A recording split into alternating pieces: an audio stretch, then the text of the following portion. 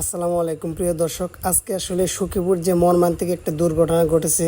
সাফওয়ান নামের এক বাচ্চা শিশু ট্রাক চাপায় মারা পড়েছে। আসলেই এই ঘটনাটি খুবই দুঃখজনক এবং আমরা এই ঘটনাটি দেখে খুবই মর্মাহত হয়েছি। দেখেন, এখানে আসলেই দোষটা কার আসলে জানি না আমি সঠিকভাবে।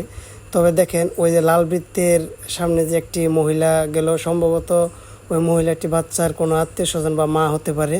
যাই হোক, দেখেন মহিলাটি একাই যখন রাস্তাটি পার হলো, তারপর পরে কিন্তু পরে একটানা দুইটি ট্রাক গেছে। একটি ট্রাক পার হয়ে যাওয়ার পর পরের ট্রাকের চাপায় কিন্তু ছেলেটি মৃত্যুবরণ করেছে। আপনারা দেখেন, আপনারা যখন এরকম যানজট রাস্তায় চলাফেরা করেন, সেখানে গেলে কিন্তু আপনাদের শিশুদেরকে অবশ্যই আপনাদের নিয়ন্ত্রণে রাখবেন এবং যতটুকু সাধ্য আছে কন্ট্রোল করার চেষ্টা করবেন।